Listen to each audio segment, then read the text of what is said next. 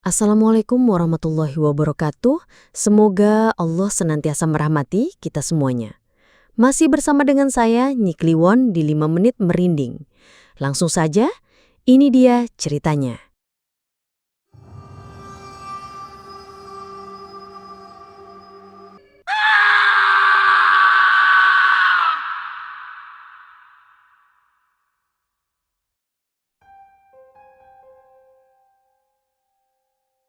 Suasana malam di Jalan Kenanga selalu ramai, diwarnai riuh rendah tawa dan obrolan para pembeli yang mengantre. Salah satunya adalah Pak Tejo, seorang tukang ojek yang baru saja pulang narik. Ia membeli martabak manis keju susu di gerobak Pak Tarjo. Aroma harumnya menyeruak begitu bungkusnya terbuka. Setelah membayar, Pak Tejo lantas merogoh saku celananya untuk mengambil kunci motor. Betapa terperanjatnya ia saat menyadari dompetnya tiba-tiba kosong melompong. Padahal, beberapa menit lalu ia baru saja menghitung isinya. Pak Tejo lantas menoleh ke arah gerobak. Sekilas, ia samar-samar melihat bayangan anak kecil berkepala pelontos berlari begitu cepat di balik meja adonan, menghilang di kegelapan malam. Tawa lirih seperti bisikan angin malam tiba-tiba terdengar. Terdengar nyata, namun begitu cepat menghilang, meninggalkan keheningan dan kebingungan di benak Pak Tejo. Dulu, hidup Pak Tarjo begitu sederhana namun penuh berkah. Gerobak martabak manis dan asinnya selalu ramai pembeli, seolah menjadi magnet bagi lidah-lidah yang rindu akan kelezatan. Setiap hari, ia bekerja keras meracik adonan, menyalakan api arang dan melayani pelanggan dengan senyum ramah. Hasilnya memang tak berlimpah ruah, namun cukup untuk menghidupi Bu Siti, istrinya, dan si kecil Bagas, putra sematawayangnya. Namun, godaan datang dalam wujud yang tak terduga, judi online. Awalnya, ia hanya iseng, ikut-ikutan teman tongkrongan yang selalu gembar-gembor tentang cuan instan. 1-2 kali menang, hatinya berbunga-bunga. Bayangan kehidupan mewah, lepas dari gerobak panas, mulai menghantuinya.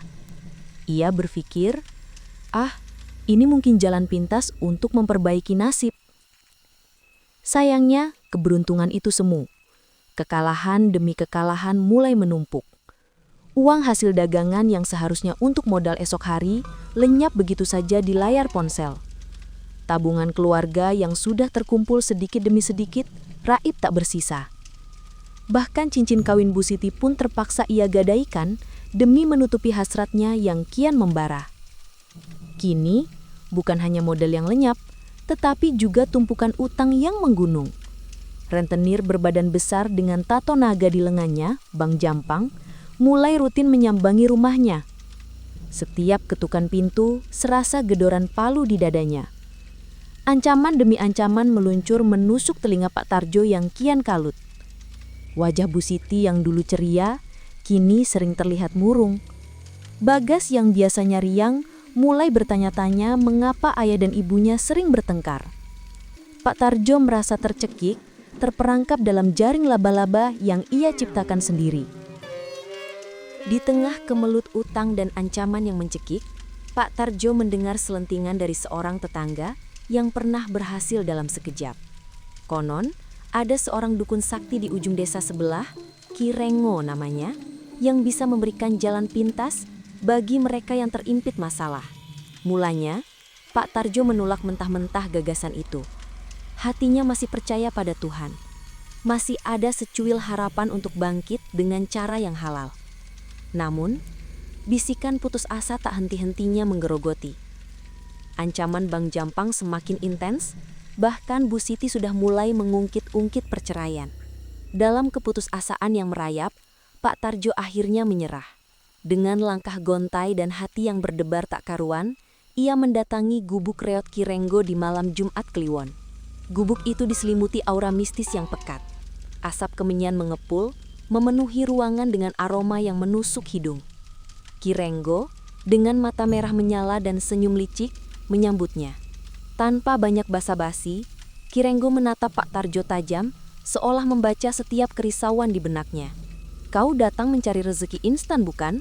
Ucapnya dengan suara serak, membuat bulu kuduk Pak Tarjo berdiri. Ki Renggo lantas menawarkan sebuah solusi. Memelihara tuyul. Makhluk kecil berkepala pelontos itu, konon, bisa mencuri uang dan harta benda tanpa jejak.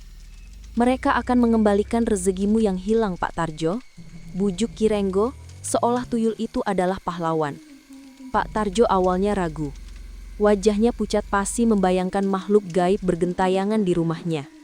Namun, bayangan Bang Jampang yang mengancam, tangisan Bu Siti dan tatapan sendu Bagas tiba-tiba memenuhi benaknya. "Baiklah Ki," jawabnya lirih, "saya terima." Ritual pun dimulai. Ki Renggo membakar kemenyan lebih banyak, merapalkan mantra-mantra dalam bahasa yang tak dimengerti.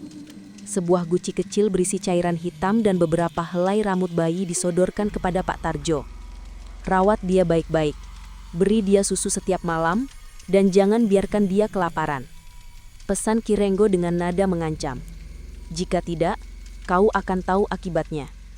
Malam pertama tuyul itu bekerja, Pak Tarjo tidak bisa tidur. Jantungnya berdegup kencang, was-was. Namun keesokan paginya, ketika ia membuka kotak uang di gerobaknya, matanya terbelalak. Tumpukan uang pecahan 100 ribuan dan 50 ribuan yang semalam hanya berisi beberapa lembar, kini menggunung tak terkira. Pak Tarjo menghitungnya berulang kali, tak percaya, senyum tipis, bercampur rasa takut, akhirnya merekah di wajahnya. Sejak saat itu, gerobak martabak Pak Tarjo kembali ramai, bahkan lebih dari sebelumnya. Pelanggan berdatangan tak henti-hentinya, entah dari mana. Uang di dalam kotak dagangannya selalu melimpah ruah, seolah tak pernah habis. Utang-utangnya kepada Bang Jampang pun berangsur lunas. Pak Tarjo bahkan bisa membeli perhiasan baru untuk Bu Siti dan mainan mahal untuk Bagas. Senyum di wajah keluarganya kembali merekah, namun di balik itu ada kegelisahan yang perlahan tumbuh di hati Pak Tarjo. Kecurigaan mulai menyeruak di antara para pembeli. Ibu-ibu yang membeli martabak tiba-tiba mengeluh kehilangan uang belanja setelah pulang. Bapak-bapak yang mampir mendadak merasa dompetnya menipis setelah membayar. Cerita-cerita aneh mulai beredar dari mulut ke mulut. "Saya yakin ada yang gak beres sama martabak Pak Tarjo," bisik Bu Darmi, seorang langganan lama, kepada tetangganya. Puncaknya, seorang anak kecil yang membeli martabak tiba-tiba berteriak ketakutan. "Aku lihat anak kecil botak lari di belakang gerobak Pak Tarjo," teriaknya menunjuk-nunjuk ke arah gerobak. Pak Tarjo menoleh namun tak melihat apapun. Pelanggan lain pun mulai berbisik-bisik menatap Pak Tarjo dengan pandangan aneh. Di rumah, suasana juga mulai terasa mencekam. Setiap malam, setelah semua tertidur, Pak Tarjo sering terbangun oleh suara cekikan anak kecil yang berasal dari bawah ranjangnya. Kadang, ia melihat bayangan kecil melintas di sudut mata seolah mengawasinya. Suatu malam, ia bahkan mencium bau amis darah yang menyengat dari balik tumpukan martabak yang belum terjual. Hatinya bergetar, namun ia mencoba menepisnya. "Ah, mungkin cuma perasaan saya saja," bisiknya mencoba menenangkan diri. Meski dihantui rasa takut dan bersalah, Pak Tarjo tetap tak bisa melepaskan diri dari jerat tuyul itu. Setiap melihat tumpukan uang di kotak dagangnya, ia merasa terbuai. Rezeki instan itu seolah memiliki daya pikat yang begitu kuat mengalahkan bisikan hati nuraninya yang kian melemah. Ia tahu martabaknya kini berlumur darah dari hasil curian tuyulnya. Namun, ia tak kuasa menghentikan semua ini. Semakin hari, tuyul yang dipelihara Pak Tarjo semakin rakus. Keinginannya tak lagi cukup hanya dari uang pembeli martabak. Ia mulai mencuri dari orang-orang terdekat, bahkan dari keluarganya sendiri. Suatu pagi, Bu Siti histeris. Uang tabungannya yang ia kumpulkan sedikit demi sedikit untuk membeli seragam baru Bagas lenyap tak bersisa dari lemari. Pak Tarjo tahu siapa pelakunya, namun ia hanya bisa terdiam, pura-pura ikut mencari. Tak lama setelah itu, giliran Bagas yang kehilangan uang sakunya. Selembar uang 5 ribuan yang ia simpan di dalam dompet bergambar karakter kartun kesayangannya raib entah kemana. Anak itu menangis sesenggukan, membuat hati Bu Siti hancur. "Ada apa ini, Pak? Kenapa uang kita sering hilang?" tanya Bu Siti dengan mata berkaca-kaca, menatap suaminya penuh curiga. Pak Tarjo hanya bisa menjawab dengan gelagapan menyembunyikan rahasia gelapnya. Rumah mereka yang dulu hangat dan damai kini berubah menjadi angker.